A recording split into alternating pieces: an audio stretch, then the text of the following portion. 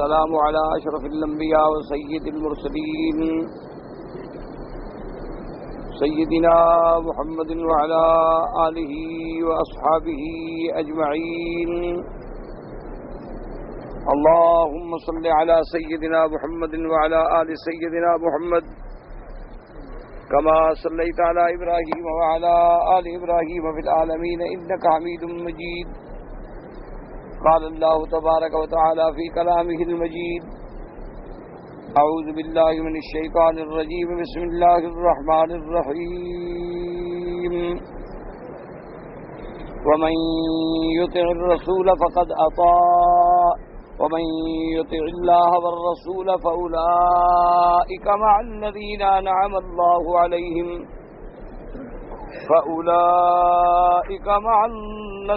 أنعم الله عليهم من النبيين والصديقين والشهداء والصالحين وحسن أولئك رفيقا. قال المؤلف والمفسر رحمه الله تعالى: أدام النفع بعلومه وعلومكم في الدارين آمين. إلى أن قال الإمام مالك بن أنس صفوان بن سليم النتاع بن يسار النبي سعيد الخدري رضي الله تعالى عنه قال: قال رسول الله صلى الله عليه وسلم: إن أهل الجنة ليتراءون أهل الغرف من فوقهم كما تراءون الكوكب الدري الغابر في الأفق من المشرق والمغرب لتفاضل ما بينهم. قالوا: يا رسول الله صلى الله عليه وسلم تلك منازل الأنبياء لا يبلغها غيرهم. قال: بلى والذي نفسي بيده رجال آمنوا بالله وصدقوا والمرسلين. أخرجاه في الصحيحين من حدیث مالک واللفظ لمسلم. اب مفسر رحمت اللہ علیہ قرآن مقدس کی اس آیت مبارک جو سورۃ النساء کی آیت ہے اس پر احادیث مبارک ارشاد فرما رہے ہیں کہ جس نے اللہ کی اطاعت کی، اللہ کے رسول پاک کی اطاعت کی، اس کو اللہ تبارک و تعالی قیامت والے دن انبیاء، صدیقین، شہداء اور صالحین کی معیت نصیب فرمائیں گے. اور یہ بات بھی یاد رکھیں کہ جہاں تک جزا میں سزا کا تعلق ہے تو اللہ تبارک و تعالی کسی کو بھی اس کے جرم سے زیادہ سزا جو ہے وہ نہیں دیں گے. جو فیصلہ ہے اسی کے مطابق بالکل پورا ملے. لیکن جہاں تک انعامات کا تعلق ہے، ثواب کا تعلق ہے، وہ اللہ اپنے کرم سے جتنی چاہے بڑھا دے. اسی لیے روایات میں موجود ہے کہ طاہر بن عبداللہ ایک بہت بڑے وقت میں بادشاہ گزرے ہیں. انہوں نے اس وقت اس زمانے میں حسین الفضل بہت بڑے فقیہ اور عالم تھے، ان کو بلایا اور ان کی خدمت میں عرض کیا کہ مجھے 3 آیتیں قرآن پاک کی ایسی مشکل الجھ گئی ہیں کہ سمجھ نہیں آتی.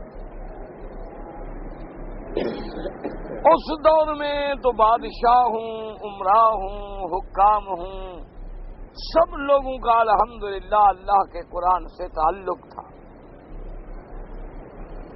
یہ جو ہمارا بدقسمتی کا دور ہے نا جی، یہ اس وقت شروع ہوا جب مسلمانوں کا زور ٹوٹ گیا، جب اسلامی قوتیں ختم ہو گئیں، جب کفر نے مختلف طریقوں سے یلغار کر کے اسلامی اتحاد کو، اسلامی قوت کو ختم کر دیا اور دنیا پہ اپنا تسلط جما لیا، تو اس کے بعد جو ہے انہوں نے نظام تعلیم ہی ایسا مرتب کیا پوری دنیا میں جو اس وقت رائج ہے کہ اس نظام کے تابع صرف 2 فرقے پیدا ہو سکتے ہیں، تیسرا پیدا ہی نہیں ہو سکتا.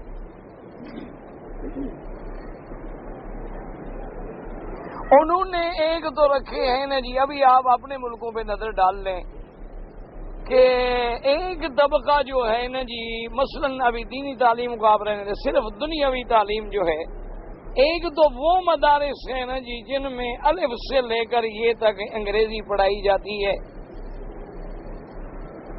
اس میں جو طبقہ وہ پیدا کریں گے وہ تو بنے گا افسر، وہ بنے گا حاکم، وہ بنے گا سیکٹری، وہ بنے گا بڑے بڑے اہم عہدوں پر، اور اسی تعلیم کے مطابق دوسرے جو انگریزی چھوٹے موٹے ہمارے سکول ہیں پرائمری والے، ان سے جو بھی نکلے گا غریب کیا پہلے تو کامیاب ہی نہیں ہوگا، ہو گیا تو کلرک ہی بنے گا۔ اس سے زیادہ انہوں نے تعلیم کو تقسیم کر دیا ہے تاکہ دونوں فرقے بالکل الگ الگ پیدا ہوتے ہیں۔ ایک ان کے نزدیک تو وہ اعلیٰ درجے کے تعلیمی ادارے ہیں جن میں کسی غریب کے بچے کا تو گزرنا بھی نہیں ہو سکتا، پڑھنا تو پڑھنا رہا، وہ تو ان مدارس میں گزر بھی نہیں سکتا، اور ایک ہیں وہ ادنا کے ٹاٹ پہ درختوں کے نیچے بیٹھ کے ایک استاد کھڑا ہے اور 60-70 لڑکا بیٹھا ہے پڑھا رہا ہے، ایسے بچے کل کیا بنیں گے آپ خود سوچ لیں۔ تو ایک تو یہ تفاوت تھا۔ اچھا، علماء جو تھے، جو دین کا درد رکھنے والے لوگ تھے، جن کے دلوں میں دین کی تڑپ تھی، انہوں نے جب دیکھا کہ بھئی اب تو مسلمانوں کی قوتیں فنا ہو گئی ہیں، طاقتیں ختم ہو گئی ہیں، مسلمانوں کے اقتدار کا سورج عین جو نصف النہار پہ تھا وہ غروب ہو چکا ہے، اب ہر جگہ اللہ معاف کرے کفر کا تسلط ہے، کفر کی حکمرانی ہے، کفر کا کنٹرول ہے، تو ان غریبوں نے پھر یہ کیا کہ مسجدوں میں چھوٹے موٹے پرانے حجروں میں کمروں میں بیٹھ کے قرآن کی ناظرہ، حفظ، تجوید، ابتدائی تعلیم، اس پہ زور دیا کہ چلو کچھ طبقہ دین کے ساتھ کسی نہ کسی شکل میں لگا رہے۔ انہوں نے یہ محنت کی، لیکن اس وقت تو وہ بات بالکل ٹھیک تھی کہ چونکہ سامنے کفر تھا، اس کا نتیجہ یہ نکلا کہ دین والے جو تھے وہ بھی بالکل دنیا سے کٹ کے رہ گئے، یعنی جتنے ہمارا دنیاوی نظام تعلیم ہے اس میں تو دین کا نام ہی نہیں نا، وہ دین والوں سے کٹ کے رہ گیا، اس کو تو یا الف سے انار پڑھایا گیا، الف سے اللہ تو پڑھایا ہی نہیں گیا، اس کو تو بے سے ہم نے بلی پڑھایا ہے، بیت اللہ تو ہم نے پڑھایا ہی نہیں۔ اس بیچارے کا کیا قصور ہے کہ ماں کے پیٹ سے بچہ 4.5 سال کا 5 سال کا سکول میں آتا ہے، اس نے وہی پڑھا ہے جو انگریزوں نے اے سے ایپل پڑھا دیا، تم نے انار پڑھا دی، انہوں نے سی سے کیٹ پڑھا دیا، تم نے بے سے بلی پڑھا دیا، نقل تم نے اسی استاذ کی ہے،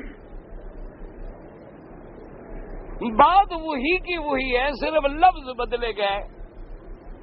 نتیجہ یہ نکلا جناب کہ وہ تو بالکل دین سے کورے ہو گئے، اور جو دین والے ادارے تھے وہ دنیا والوں سے کٹ کے رہ گئے کہ ان کا آدمی فارغ ہونے کے بعد آپ کو نماز تو پڑھا سکتا ہے، آپ کو قرآن بھی پڑھا سکتا ہے، کہیں بیٹھ کے ترجمہ بھی دے سکتا ہے، لیکن آپ کو یہ بھی نہیں بتا سکتا کہ مدینہ شریف مشرق میں ہے یا شمال میں ہے، کیونکہ اس کو تو ہم نے جدید معلومات سے لیس کیا نہیں۔ بڑے سے بڑے عالم سے آپ پوچھ لیں نا جی، وہ آپ کو انشاءاللہ بخاری شریف کا درس تو دے دے گا، لیکن اگر اس سے مسئلہ بھی پوچھیں گے کہ بھئی سود، وہ کہے گا جی سود حرام ہے۔ اس سے یہ پوچھیں گے کہ جی ہم اگر ایل سی کھول کے کاروبار کریں غیر ملک سے، لیٹر آف کریڈٹ جب ہم کھولتے ہیں اس کے بارے میں کیا ہو، کہے گا مجھے ایل سی کا پتہ ہی نہیں، ایل سی کیا ہوتی ہے، مسئلہ میں کیا بتاؤں۔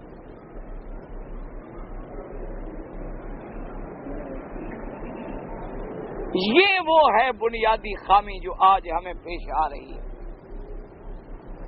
کہ جتنا ہمارے، حالانکہ چاہیے یہ تھا کہ جب تک کفر کا مقابلہ تھا اس وقت تک تو ان علماء کی بات بالکل ٹھیک تھی کہ بھئی ہمیں تو عہدہ ملنا ہی نہیں، ہمیں تو کرسی ملنی نہیں، دشمن نے کون سی ہمیں کرسی دینی ہے؟ ٹھیک ہے چلو لوگوں کا ایمان تو بچاؤ، لیکن جب اللہ نے اسلام کے ملک دے دیے، اسلام کے نام لینے والے لوگ آ گئے، چاہے ان میں اسلام 100% نہ ہو لیکن کلمہ پڑھنے والے لوگ تھے، تو ہمیں بھی چاہیے تھا کہ ہم اپنے دینی نظام میں تھوڑا سا دنیاوی ضروریات کے تقاضے جو تھے کم از کم وہ بھی پڑھانے شروع کر دیتے، تاکہ ہمارا بندہ جب دینی مدرسے سے فارغ ہو کے نکلتا تو وہ دنیا سے بالکل الگ تھلگ نہ ہوتا، بلکہ دنیا میں شریک ہونے کی اس کو قوت ہو۔ یہی وجہ تھی، آپ دیکھ لیں کہ میرے آقا سرکار مدینہ صلی اللہ علیہ وسلم، ہماری جان مال قربان ہو حضور کے نام پہ، اللہ ہمیں حضور کی محبت نصیب فرمائے۔ آپ کے دور سے دیکھ لیں کہ خلفائے راشدین کا جو دور چلا ہے، اس وقت وہی آدمی سیدنا ابی بکر جو ہے مدنی پاک کے مصلی پہ امام بھی ہے، خلیفہ محمد مصطفیٰ بھی ہے، امت کا بادشاہ بھی ہے، اور موقع ملے تو سپاہ سالار اعظم بھی ہے۔ یعنی وہی آدمی مسجد سے سارے ہنر لے کے آیا ہے کہ جنگ میں جانا پڑے تو بہترین سپاہ سالار ہے، مصلی پہ کھڑا کر دو تو سب سے بڑا قاری ہے، خطبے پہ کھڑا کر دو تو سب سے بڑا خطیب ہے، اور کرسی پہ بٹھا دو تو خلیفہ محمد مصطفیٰ ہے۔ وہ ساری صلاحیتوں کے مالک ہوتے تھے، سارا نظام مسجدوں سے چلتا تھا۔ آج ہماری بدقسمتی ہے کہ جو مسند دین پہ بیٹھا ہے وہ دنیا سے فارغ ہے، اور جو ہمارے مسند اقتدار پہ بیٹھے ہیں وہ دین سے فارغ ہیں۔ ان کو یہ بھی پتہ نہیں کہ ابو بکر کا نام کیا تھا، ان کو یہ بھی پتہ نہیں کہ صحابی کو گالی دینا کتنا بڑا جرم ہے، ان کو یہ بھی پتہ نہیں کہ اہل بیت کی توہین جو ہے اس کا کتنا بڑی سزا ہے، اس کو یہ بھی پتہ نہیں کہ گستاخی رسول پاک صلی اللہ علیہ وسلم کا کیا مقام ہے، کیا سزا ہے، کیا دنیا اور آخرت میں اس کی عقوبت ہے۔ کیوں؟ اس بیچارے کو دین کا پتہ ہے، اس نے صرف دین کو اتنا سمجھا ہے کہ بھئی یہ آدمی کا پرسنل معاملہ ہے اللہ کے ساتھ، نماز پڑھ لے روزہ رکھ لے اچھی بات ہے، نہ کرے تو یہ اس کا ذاتی معاملہ ہے۔ یہ وہ بنیادی بات ہے جو کافروں نے دماغ میں ڈال دی ہے، اور اسی پر وہ لوگ اڑے ہوئے ہیں، اور اسی لیے ہمارا کوئی سرمایہ دار، کوئی صنعت کار، کوئی صاحب اقتدار کبھی آگے عمرہ کر لینا وہ سمجھتا ہے کہ میں تو سب سے بڑا دیندار ہوں، دیکھو ابھی کعبے سے آ رہا ہوں۔ یہی وہ دھوکہ ہے جو دماغوں میں پڑا ہوا۔ اس کو کہو کہ جناب آج عید کی نماز تو مہربانی کر کے پڑھا دے تو انشاءاللہ جنازہ پڑھا دے گا، اور جناب اس کو کہو جنازہ پڑھا دو تو انشاءاللہ عید الضحیٰ کی تکبیریں کہہ دے گا۔ اسے کہیں جناب آج مسجد میں کوئی نہیں ذرا ہے مہربانی کر کے نماز ہی پڑھا دیں، ذرا مغرب کی 2-3 فرض ہی پڑھا دیں تو انشاءاللہ، اور فکر نہ کریں پہلی رکعت میں قل اعوذ بالناس اور دوسری میں الف لام میم ذالک الکتاب لا ریب فیہ۔ اس بیچارے نے کبھی آیا نہیں مسجد میں، اس کے پاؤں چل جائیں مسجد میں کیوں آئے غریب؟ یہ ہے وہ، لیکن اس دور میں یہ بات نہیں تھی۔ وہی بادشاہ ہے، اب دیکھو بادشاہ ہے اور اپنے وقت کے عالم کو بلا رہا ہے طاہر ابن عبداللہ، اور کہتا ہے کہ قرآن کی 3 آیتیں ہیں جن کی وجہ سے میں پریشان ہوں اور مجھے نیند نہیں آتی۔ انہوں نے کہا جی فرمائیں۔ اس نے کہا کہ پہلی تو آیت یہ ہے کہ فَأَصْبَحَ مِنَ النَّادِمِينَ، اللہ نے فرمایا کہ قابیل جو ہے اس نے ندامت اختیار کی، اور یہاں حدیث میں موجود ہے کہ الندم توبۃ، کہ آدمی اگر گناہوں پہ نادم ہو جائے تو اسی کا نام تو توبہ ہے۔ تو اس کا مطلب ہے کہ اس نے توبہ کی، جب توبہ کی تو پھر وہ کافر کیسے مارا گیا؟ جب قرآن خود کہتا ہے، قرآن پاک نے وضاحت کر دی ہے کہ قابیل نے باقاعدہ اس کی باقیات میں لکھا ہے کہ اب جناب اس کا حال یہ تھا کہ من النادمین، اب اس کو ندامت ہے، اس کو پریشانی ہے، اس کو تکلیف ہے. اور گناہوں کے بعد بندہ اگر ندامت محسوس کرے، شرم محسوس کرے، احساس ہو جائے، اسی کا نام تو توبہ ہے. تو اگر اس نے توبہ کر لی تو پھر کافر کیسے رہا؟ ایک تو یہ آیت ہے جو مجھے سمجھ نہیں آئی. انہوں نے کہا جی ٹھیک، اور پوچھا کہ دوسری آیت کون سی ہے؟ اس نے کہا قرآن کہتا ہے لیس للانسان الا ما سعی، کہ ہر انسان کو وہی ملے گا جو اس نے کمایا ہے. یہ قرآن کا فیصلہ ہے کہ انسان کو اس کا اپنی کمائی ملے گی، جتنا کمایا اتنا ملے گا، جو بویا وہ کاٹے گا. لیکن یہ کیا مطلب ہے کہ اس کو 10 گنا ملے، 700 گنا ملے، 1 لاکھ ملے؟ نماز جب 1 پڑھی ہے تو پھر 1 ملے؟ اس نے کہا کہ مجھے یہ آیت بھی سمجھ نہیں آتی کہ اس کا کیا مطلب ہے. کہ اللہ تبارک و تعالیٰ نے جب یہ واضح کر دیا ہے کہ لیس للانسان الا ما سعی، کہ بندے کو اتنا ملے گا جتنا اس نے محنت کی ہے، اس سے زیادہ نہیں مل سکتا. تو پھر دوسری جگہ قرآن کہتا ہے کہ 10 گنا ملے گا، 7 گنا ملے گا. کہیں مسجد الحرام کی فضیلت ہے کہ 1 نماز کا 1 لاکھ گنا ثواب ملے گا. تو پھر یہ اتنا تو نہ ہوا، یہ تو زیادتی کہاں سے آ گئی؟ اور تیسرا مسئلہ بھی پوچھا، ابھی مجھے دماغ میں نہیں آ رہا، اللہ کرے آ جائے گا. تو انہوں نے فرمایا کہ بادشاہ جو پہلی بات آپ نے کہی ہے کہ نادم ہوا، اور ندم جو ہے توبہ ہے، یہ مسئلہ تو امت محمد مصطفیٰ میں ہے. آدم کی شریعت میں تو ضروری نہیں کہ ندم بھی توبہ ہو. تم مسئلہ پڑھ رہے ہو حضور کے زمانے کا اور منطبق کر رہے ہو آدم پر. آدم علیہ السلام کے زمانے میں تو شریعت ہی کوئی نہیں، احکام ہی کوئی نہیں. ان کو تو دنیا میں عمران کے لیے بھیجا گیا کہ دنیا آباد ہو. جب دنیا آباد ہو گئی تو پہلا نبی رسول نوح علیہ السلام آئے.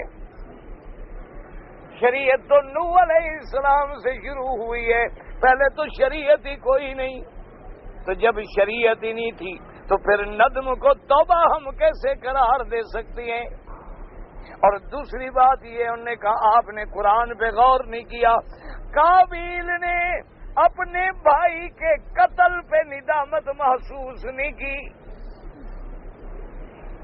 اس نے یہ محسوس نہیں کیا کہ ہائے میں نے بھائی کو کیوں مار ڈالا، شرمندہ ہو. نہ بھائی کو جب مار ڈالا تو اب لاش اٹھا کے پھر رہا ہے کہ لاش کدھر کروں.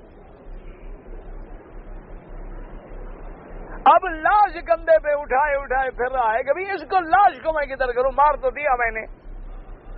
کیا دیکھتا ہے کہ 2 کوے آئے، ایک کوا مردہ پڑا ہے، انہوں نے زمین کھودی، مٹی میں جگہ بنا کے کوے کو رکھ کے اوپر مٹی ڈال دی. تو وہاں کہتا ہے اعجزت ان اکون مثل هذا الغراب فاواری سوءة اخی. کہنے لگا ہائے مجھ سے تو یہ کوا بھی بہتر ہے. اس کو بھی عقل ہے کہ کیسے لاش چھپائی جاتی ہے.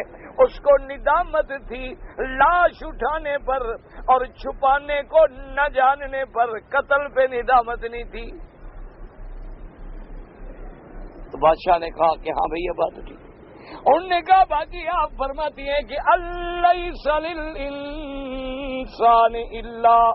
الا ما سعی، کہ آدمی کو وہ ملے گا جو اس نے کیا. تو انہوں نے کہا یہ تو اللہ کا عدل ہے کہ اتنا ملے جتنا کیا ہے. عدل علیحدہ چیز ہے، فضل علیحدہ چیز ہے. فضل سے جتنا چاہیں دے دیں. انہوں نے کہا آپ ایک مزدور سے کہتے ہیں کہ جی 10 ریال روز کی دہاڑی ہوگی، اس نے دہاڑی لگائی، آپ نے 20 دے دیے، اس میں کیا؟ انہوں نے کہا یہ تو فضل ہے، اللہ کا عدل تو وہی ہے. لیکن اگر تفضلاً، اگر احساناً، ایک کا 10 گنا دے دیں، 700 گنا دے دیں، 1 لاکھ گنا دے دیں، یا جیسے حدیث میں آتا ہے کہ ہر عمل کے ثواب کی حد ہے، لیکن صبر کا ثواب جو ہے اس کی حد ہی کوئی نہیں. جو سب علیہم سبن، اللہ حکم دیں گے ان پہ بس میری رحمتیں بالکل دریا بہا دو. اور پھر صبر کرنے والے کہیں گے کہ ہائے رب کریم، آج جو تو نے ہمیں صبر پہ بدلے دیے ہیں، کاش ہمیں پتا ہوتا تو ہم دنیا میں تیرے راستے میں ٹکڑے ٹکڑے ہو جاتے صبر کرتے، اور آج پھر ہمیں پھل مل یہ تو اس کا فضل ہے. اس نے کہا اپنے فضل سے وہ جتنا چاہیں، جس کو چاہیں جو چاہیں دے دیں. اپنے فضل سے اگر اللہ تبارک و تعالی زیادہ دینا چاہیں تو پھر تمہیں کیا ہے. اور تیسرا سوال اس نے یہ پوچھا تھا کہ قرآن پاک کہتا ہے فَيَوْمَئِذٍ لَا يُسْأَلُ عَنْ ذَنبِهِ إِنسٌ وَلَا جَانٌ، کہ قیامت والے دن کسی انس و جان سے یہ نہیں پوچھا جائے گا تمہارے کہ کیا کیا گناہ تم نے کیے ہیں.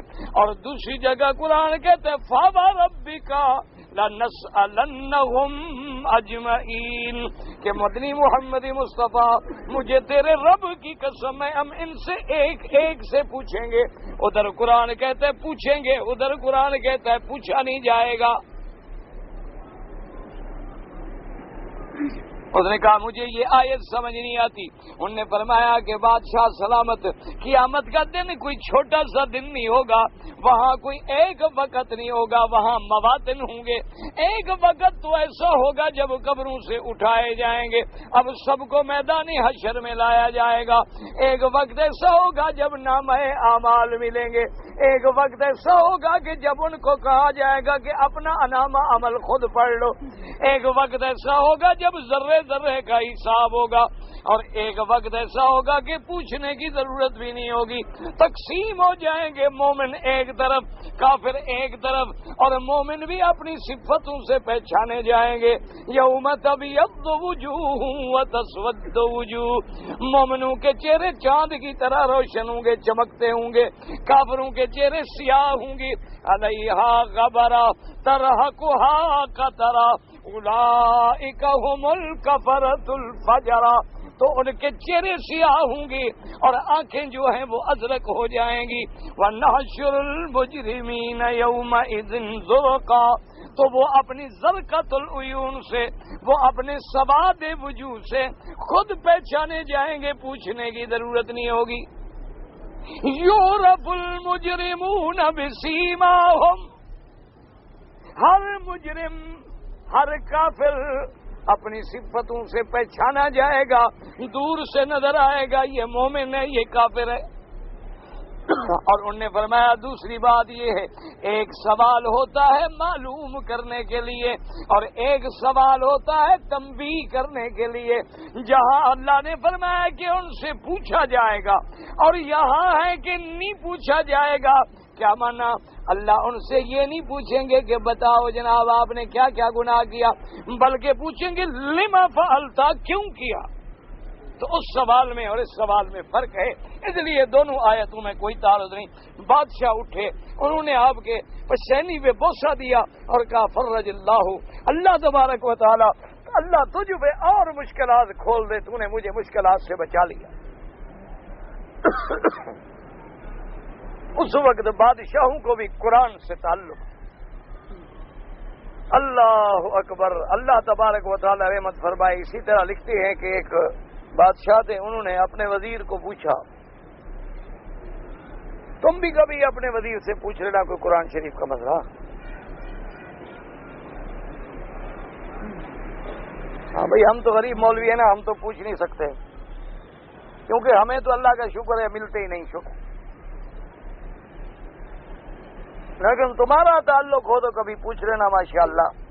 وہ حضرت شاہ جی رحمت اللہ علیہ کے زمانے میں، بخاری صاحب کے زمانے میں ایک وزیر صاحب تھے، وہ کسی سکول کا افتتاح کرنے کے لیے جو گئے تو کسی مولوی سے کہا ہوگا کہ مجھے کوئی تقریر لکھ دو. وہ تقریر لکھی، سارا رستہ بیچارہ یاد کرتا رہا بھی تاکہ لوگوں پہ روب پڑے کہ بھی وزیر صاحب بڑا ماشاءاللہ علمی آدمی ہے. تو اس کے بعد جب تقریر شروع کی تو کہا حدیث ہے حضور پاک کی کہ طلب العلم فریضۃ علی کل مسلم و مسلمۃ. وہ بادشاہ نے کہا یہ من تن اپنے گھر میں رکھو، میرے مدنی کی حدیث کو تو نہ بگاڑو۔ اب اس کو کیا پتا بیچارے کو مسلم من پڑھنا ہے یا من پڑھنا ہے، اس کو کیا پتا جار ہے، مجرور ہے، مضاف ہے، کیا پتا۔ اور لفظ تو یاد کر لیے نا، اعراب کہاں سے آئے، لفظ تو غریب نے یاد کر لیے، لیکن اس کو غریب کو کیا پتا کہ مبتدا کیا ہوتا ہے، خبر کیا ہوتی ہے، جملہ اسمیہ کیا ہوتا ہے، فعلیہ کیا ہوتا ہے، الا کس لیے ہوتا ہے، الا کس لیے ہوتا ہے، مضاف کیا ہوتا ہے، مضاف الیہ کیا ہوتا ہے، جار کیا ہوتا ہے، مجرور کیا ہوتا ہے، اس غریب کو کیا پتا۔ تو پھر وہی بات ہوگی من اور تن والی، اور تو وہی نہیں ہوگی۔ اللہ اکبر۔ تو بادشاہ نے کہا اپنے وزیر سے کہ وزیر صاحب مجھے قرآن پاک کی یہ آیت جو ہے نا سمجھ نہیں آتی، اور دعا کرو اللہ ہمارا بھی قرآن سے تعلق بنائے۔ تم نے بھی کبھی قرآن کھول کے سمجھنے کی کوشش کی ہے؟ ناراض ہونے کی بات نہیں، ذرا غور کریں ٹھنڈے دل سے۔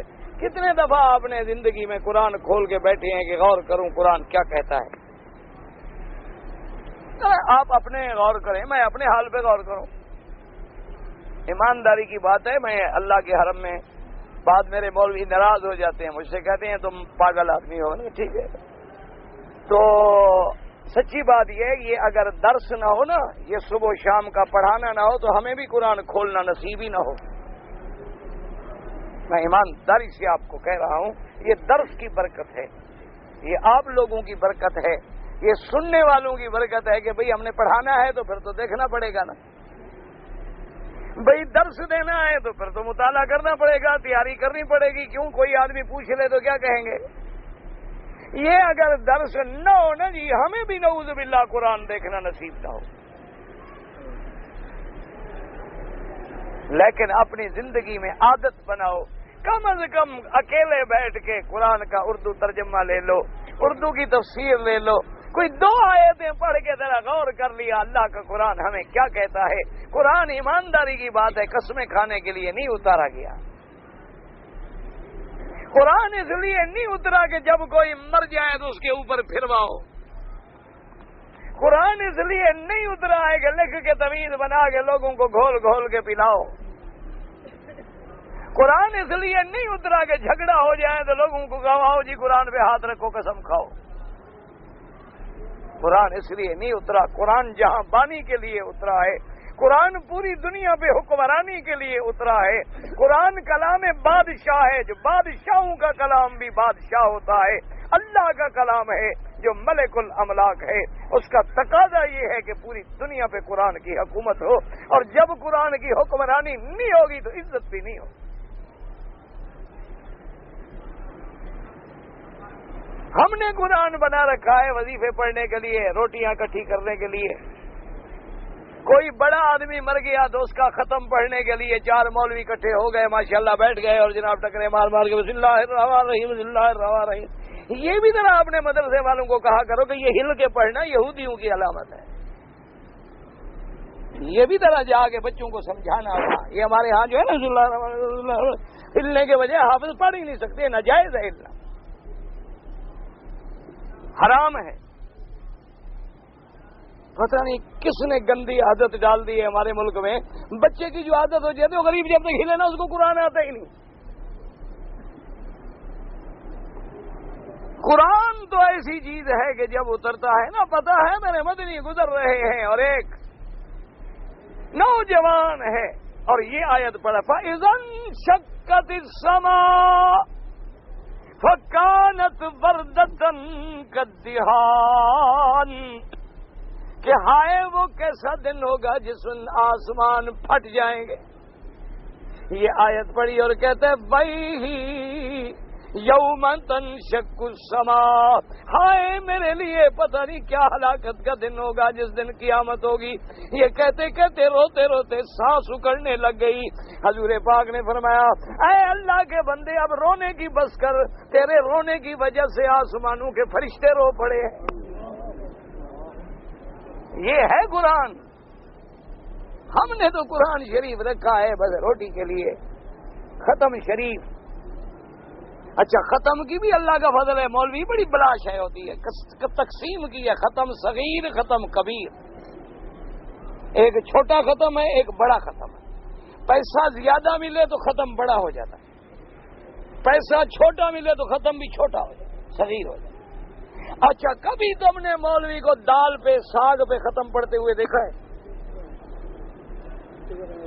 اسی لیے لوگ کہتے ہیں مولوی مکی پاگل ہے، بے وقوف ہے۔ ٹھیک ہے، ہوں گے بھائی، مجھے تو اعتراف ہے، اللہ تبارک و تعالی رحمت کرے، نہ ابلا مسجد ہوں نہ تہذیب کا فردند، کیونکہ میں زہر ہلاہل کو کبھی کہہ نہ سکا کند، زہر زہر ہے، کند کند، کہتا ہوں وہی بات، سمجھتا ہوں جسے حق۔ اس لیے یاد رکھو، قرآن تو یہ ہے کہ قرآن پڑھا ہے، اور جناب ایک صحابی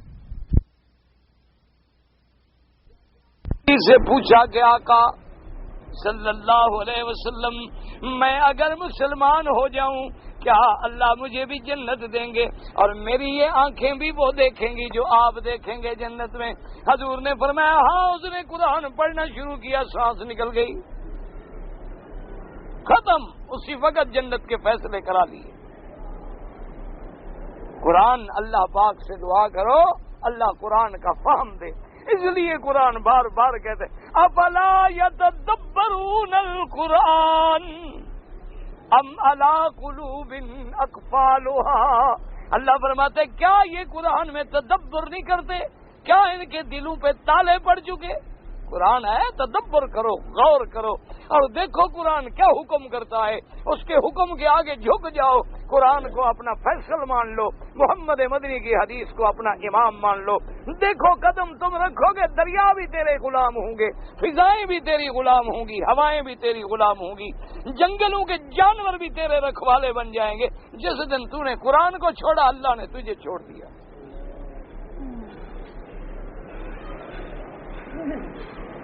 اب ہم بھی قرآن بخشنے بخشوانے کے لیے رہ گئے، ایسے کوئی نہیں بخشتا بخشاتا، بخشائے گا تب جب عمل ہوگا، عمل نہیں ہوگا تو بس پھر یہی پکڑوائے گا۔ بادشاہ نے وزیر سے کہا، قرآن کہتا ہے کہ یسألہ من فی السماوات والارض کل یوم هو فی شان، کہ اللہ پاک ہر وقت ایک شغل میں ہے۔ انہوں نے کہا یہ آیت مجھے سمجھ نہیں آتی کہ ادھر تو قرآن کہتا ہے سب کچھ لکھا گیا، ولا رطب ولا یابس الا فی کتاب مبین، ادھر حضور فرماتی ہیں کہ تقدیر کی قلم بس جفت الاقلام ورفعت الصحف، صحیفے لپیٹ دیے گئے۔ تو جب سب کچھ ہو گیا تو اب پھر شغل کس بات کا، اور اللہ کے شغل میں ہوتے ہیں۔ وزیر صاحب سے کہا کہ یہ آیت میرے حل کرو، اس نے کہا حضرت بادشاہ سلامت بات سیدھی ہے، مجھے بھی نہیں آتی۔ اس نے کہا بات سنو، ایک دن کی مہلت ہے، کل تک حل کرو ورنہ پھر ہم دوسری زبان سے بولیں گے۔ اب جو وزیر صاحب آئے جناب تو بے ہوش۔ کیا پتہ ہے وزیر کا معنی کیا ہوتا ہے؟ کبھی سنا؟ ہاں یار، بس آج کل تو وزیر وہ ہوتا ہے نا، جھنڈیاں ہوں آگے پیچھے، ہٹو بچو سرکار حسن کی آتی ہے۔ ہو وزیر وزر سے ہے، ولا تزر وازرۃ وزر اخری، جعلنی وزیرا من اہلی ہارون اخی اشدد بہ ادری، وزیر اس کو کہتے ہیں جو پوری امت کا بوجھ اٹھائے، ثقل، بوجھ اٹھانے والا، کہ سارے علاقے کی ذمہ داری اس کے سر پہ ہے، سب کا بوجھ سر پہ ہے، رات کو بھی نیند نہیں، دن کو بھی نیند نہیں، دوڑ رہا ہے خدمت کے لیے، بھاگ رہا ہے، ہر وقت بوجھ اس کے نیچے دبا۔ ہمارے تو ماشاءاللہ ایسے ہوتے ہیں نا، ہمارے یہاں ایک مثال مشہور ہے کہ ایک وہ تشریف لے گئے بیگم کے ساتھ، تو لوگ بیچارے رونے لگ گئے، انہوں نے کہا جناب آٹا نہیں مل رہا، روٹی، انہوں نے کہا بسکٹ کھاؤ، روٹی نہیں ملتی تو کیسا اچھا مشورہ دیا۔ انہوں نے کہا بڑے بے وقوف، ابھی روٹی نہیں ملتی، نہیں ملی نہ ملے تو بسکٹ کھاؤ، کیک کھاؤ، پیسٹری کھاؤ۔ ارے تو یوں ہے نا، انا للہ، ان کو روٹی نہیں ملتی، حضرت بسکٹ کھلا رہے ہیں۔ اب جناب سمجھیں، اللہ تبارک و تعالی رحمت فرمائے، بادشاہ جو آئے، وزیر صاحب جو گھر آئے نا تو بیٹھے ہیں، تو ان کا ایک غلام تھا، اس نے کہا حضرت خیر تو ہے. اس نے کہا خیر کیا ہے؟ بادشاہ کو قرآن کی آیت نہیں آتی. اس نے کہا کل صبح حل کرنی ہے. کہا کون سی آیت ہے؟ اس نے کہا کل یوم ہوا فی شان، تو اللہ کے شغل میں. اس نے کہا حضرت یہ بھی کوئی مسئلہ ہے، مجھے لے چلو بادشاہ کے بعد، میں حل کرتا ہوں. اس نے کہا کہ مروانا دینا. اس نے کہا جی کیا بات ہے، مجھے آتا ہے قرآن شریف کی آیت مجھے آتی ہے، اب لے چلیں بادشاہ. بادشاہ کو اس نے اسی وقت اطلاع. اس نے کہا وہ تو انتظار میں بیٹھا تھا کہ قرآن کی آیت حل ہو جائے. غلام ہے. اس نے کہا کہ اللہ کا شغل یہ یحیی و یمیت، کسی کو مارتے ہیں، کسی کو جلاتے ہیں، کسی کو صحت، کسی کو بیماری، کسی کو فقر، کسی کو غنا، کسی کو عزت، کسی کو ذلت. فیصلے تو سارے کر چکے ہیں لیکن ظاہر فرما رہے ہیں اپنے اپنے وقت پر.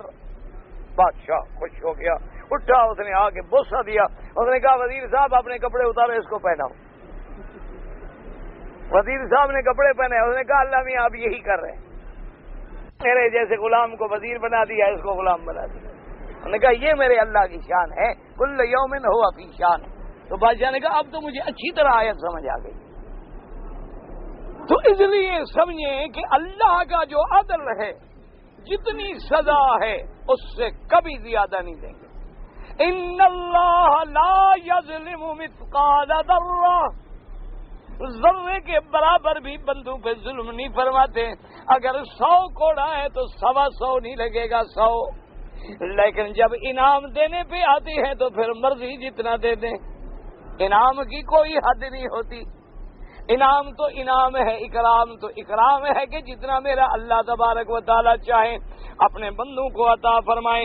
اس لیے امام مالک فرماتی ہیں، حضرت ابی سعید خدری رضی اللہ تعالی عنہ سے روایت ہے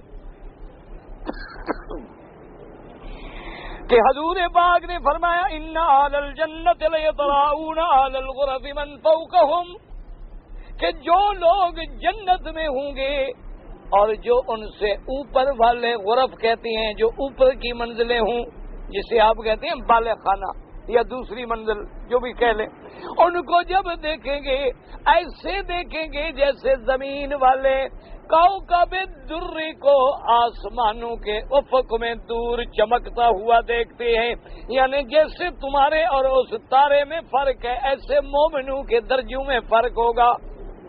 اتنا مومنوں کے درجات میں فرق ہوگا کہ ایک اتنا نیچے اور ایک کسی جگہ پہ. ان کے منازل کو دیکھیں گے جو اللہ تبارک و تعالی نے ان کو عطا فرمائی ہوں گی، کیونکہ ان میں تفاضل ہے. ایک عام مومنین ہیں، ایک عباد صالحین ہیں، ایک صدیقین ہیں، ایک شہداء ہیں، پھر انبیاء ہیں، رسول ہیں، اولو العزم من الرسل ہیں. تو جیسے شان میں فرق ہے اسی طرح منازل میں بھی فرق ہے.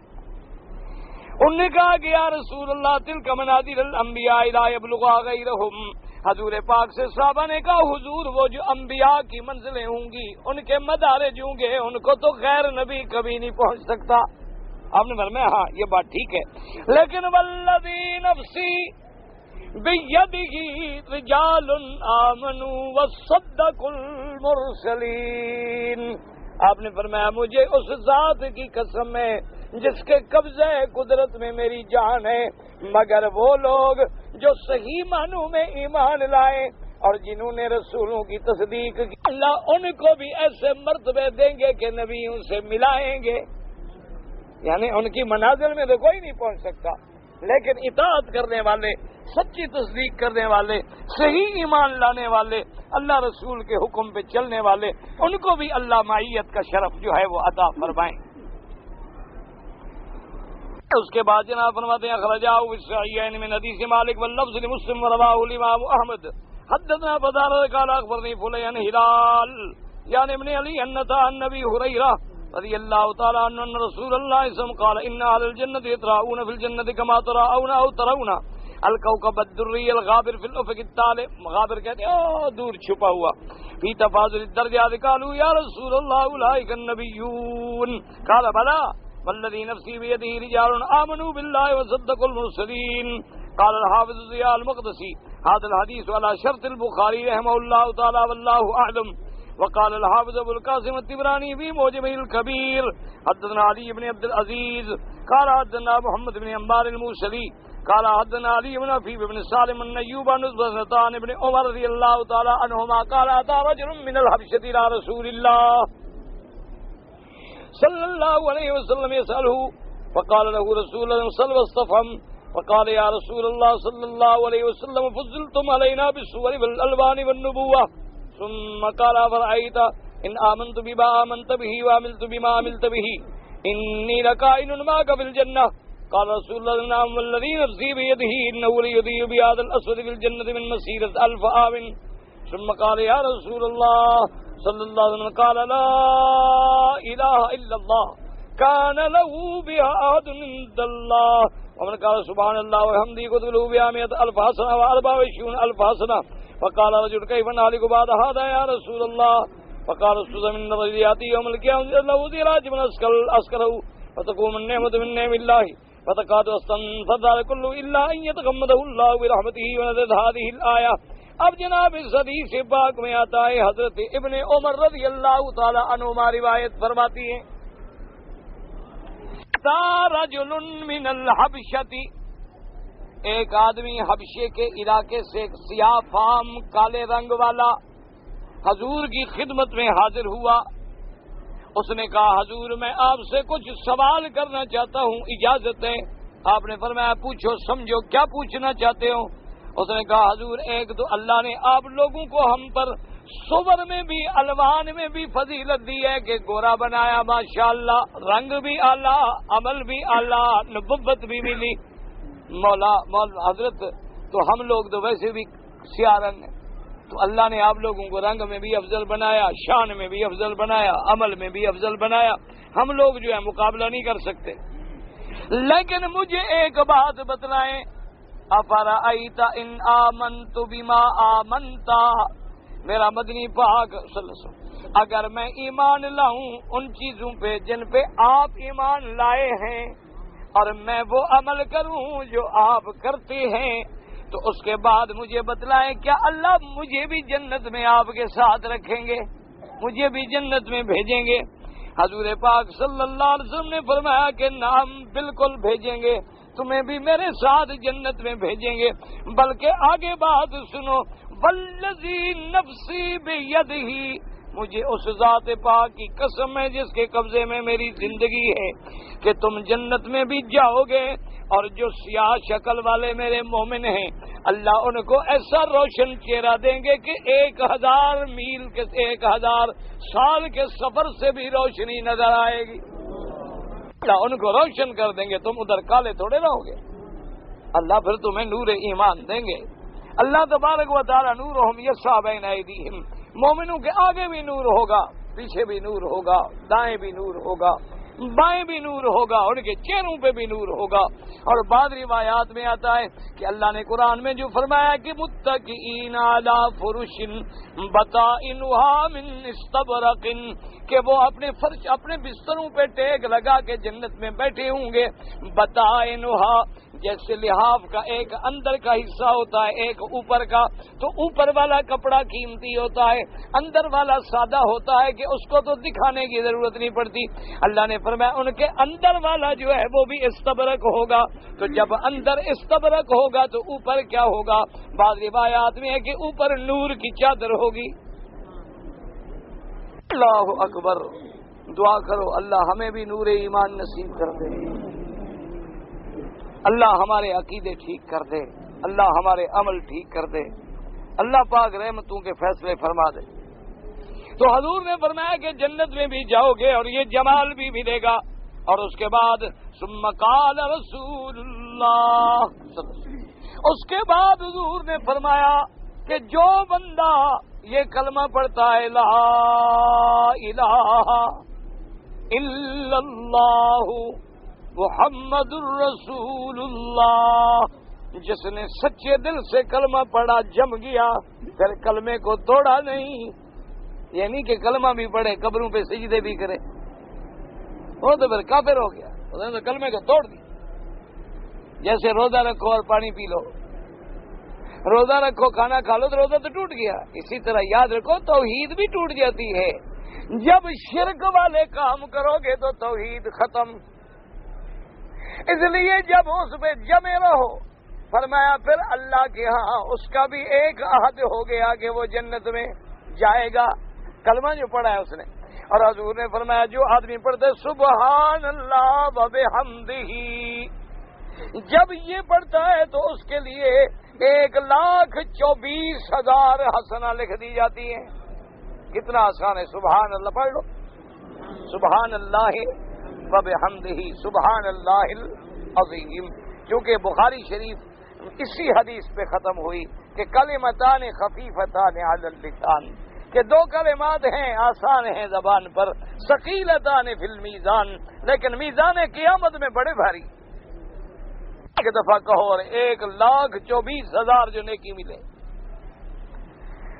اللہ. جب حضور نے یہ فضیلت بتائی تو اس نے کہا حضور کیف نہلکو، پھر ہم کیسے برباد ہو سکتے ہیں؟ ہم یہ تو الحمدللہ 100 دفعہ دن میں پڑھتے ہیں. حضور نے فرمایا میرے بھائی قیامت والے دن جب بندہ آئے گا اس کی نیکیاں اتنی ہوں گی کہ یہ پہاڑ بھی مقابلہ نہیں کر سکتے، لیکن یہ ساری نیکیاں اللہ کی ایک نعمت کا بدلہ بھی نہیں بن سکتی. تو اللہ کی نعمتیں اتنی ہیں کہ ہم گن نہیں سکتے. تو لازمی بات ہے کہ پھر عمل ہمارے کوئی حیثیت نہیں رکھتے. ہم اللہ کی رحمت سے بخشے جائیں گے اور اللہ کی رحمت سے جنت میں جائیں گے. اللہ تبارک و تعالی ہر آدمی کو اپنی رحمت سے جنت نصیب فرمائے.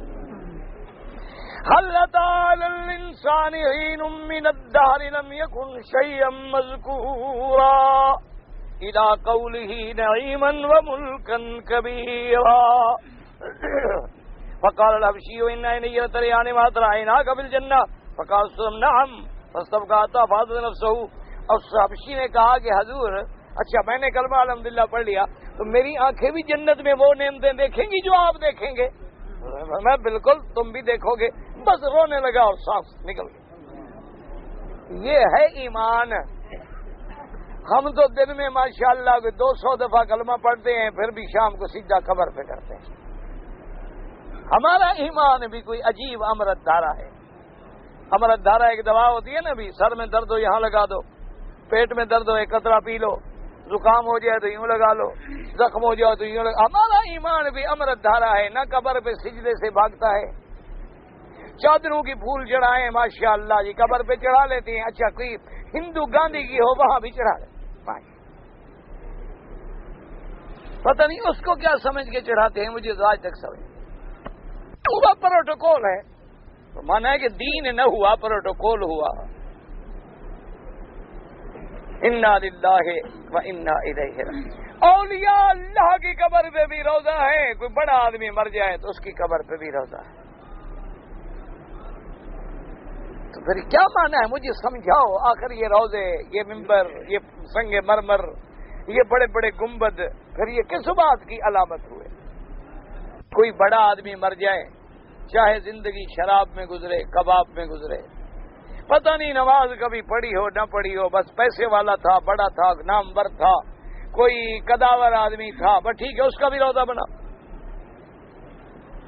اللہ کے ولی مر جائیں ان کا بھی روزہ بناؤ. اور حضور کے صحابہ دفن ہو گئے، کسی ایک کا روزہ تو مجھے دکھلاؤ. نہ حضور کا 1,24,000 صحابی تھے کہ نہیں تھے؟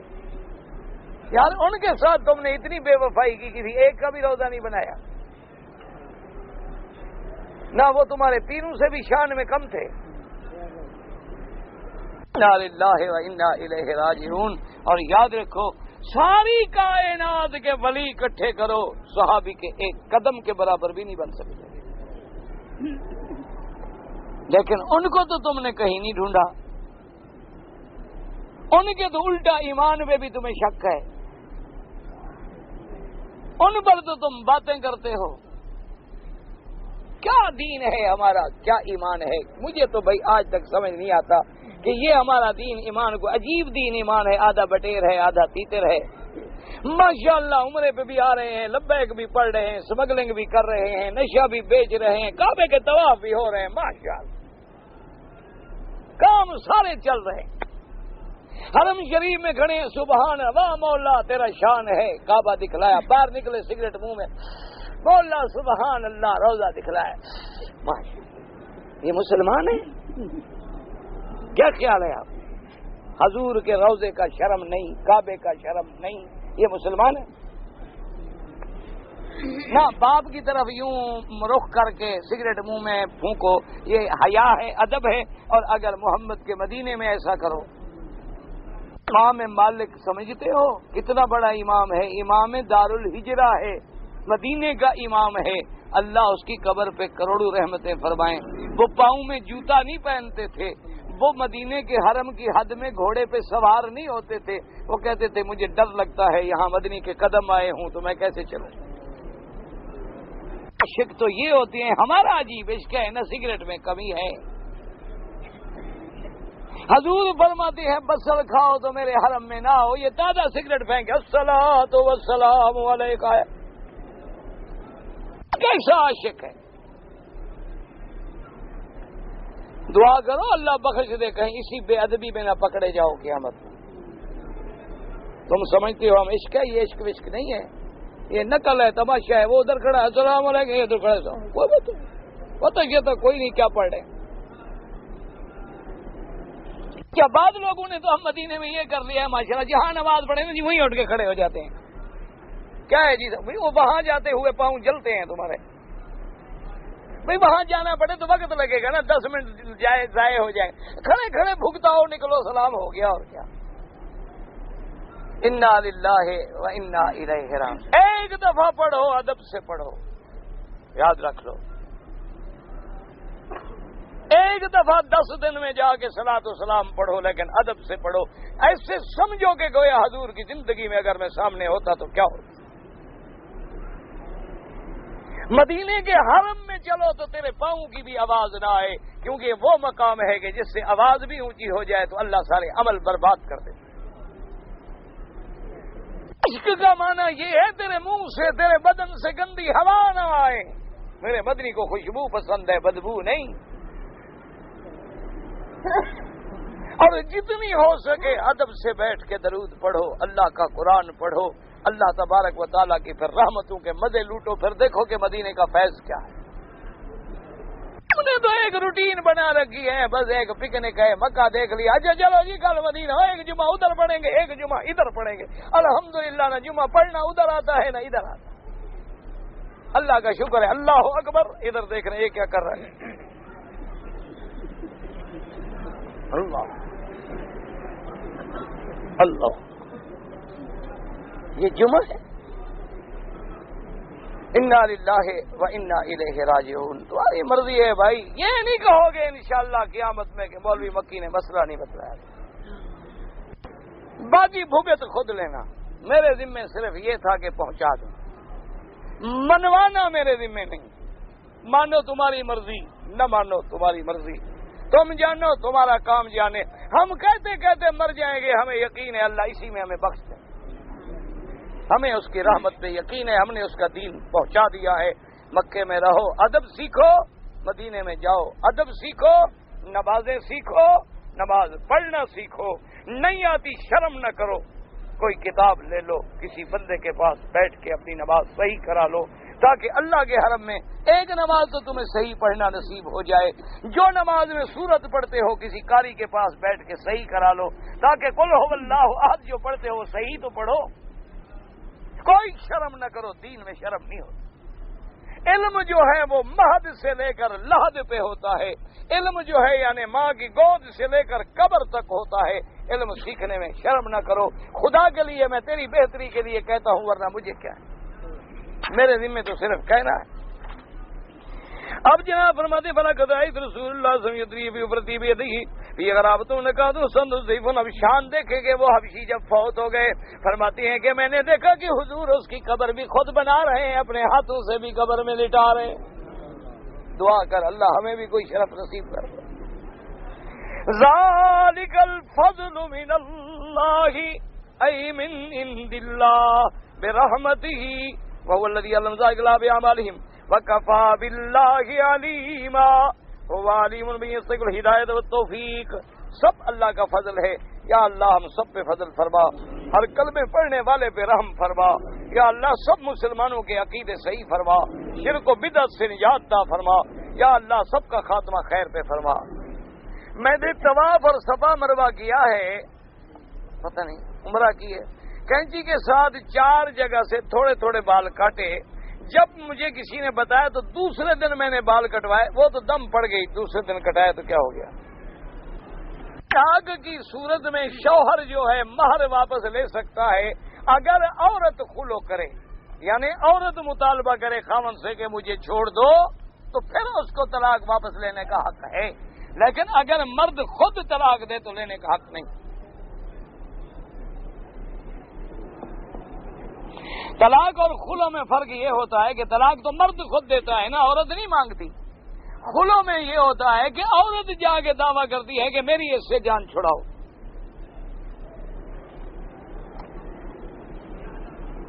جی ہم اگر کسی دوست کو ٹیلی فون کریں اور وہ گھر میں نہ ہو، اس کی بیوی ٹیلی فون اٹھائے تو اس کو سلام کرے نا، مہربانی کرو، بالکل نہ سلام کرو، بس رکھ دو۔ تم تو کرتے اسی وقت ہو گے نا جب دوست گھر میں نہ ہو، وقت کا خیال رکھتے ہو۔ ادار لوگ ہیں نا جی، ان کو پتا ہے نا اس وقت میرا دوست ڈیوٹی پہ ہوگا۔ عورت اٹھا رہی ہے، بس رکھ دو، ختم ہو گئی بات۔ سلام کس بات کا؟ تو بھائی بتا دیتا ہوں نا کہ حنفی مسلک میں یہ ہے، شافعی میں یہ ہے، میرے نزدیک تو سب ائمہ برحق ہیں۔ شادی 7 سال ہو گئے، اس سال مہر ادا کروں گا، ماشاءاللہ، تو کرو تو صحیح، چلو اس سال ہی کرو صحیح۔ اگر ظہر کی نماز قضا ہو گیا، عصر کی نماز کے بعد پڑھ سکتا ہے۔ افضل یہ ہوتا ہے کہ اگر نمازیں قضا ترتیب سے ہوئی ہیں تو پہلے قضا پڑھے پھر عصر پڑھے، اور اگر ویسے میرے جیسا نالائق ہے ہمیشہ قضا کرتا رہتا ہے تو پھر جب موقع ملے پڑھ لے۔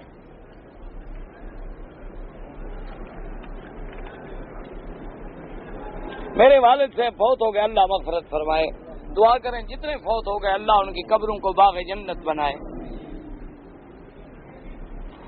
اللہ مجھے اللہ جتنے بھی لاول دیں سب کو اولاد عطا فرما۔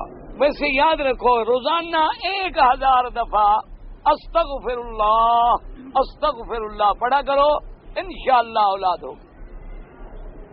1000 دفعہ روز پڑھو، اگلے سال اسی تاریخ کو آنا، انشاءاللہ اولاد ہو۔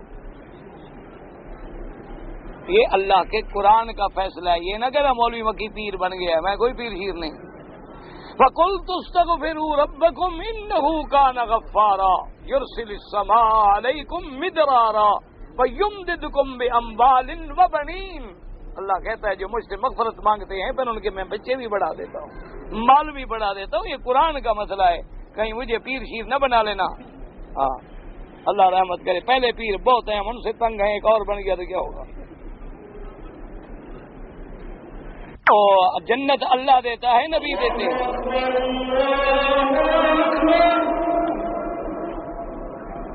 اللہ اکبر، اللہ اکبر، اللہم صلی علی سیدنا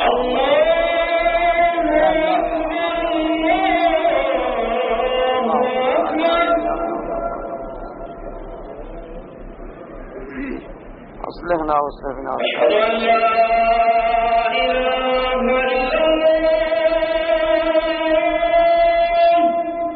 لا الہ الا اللہ۔ اشہد ان لا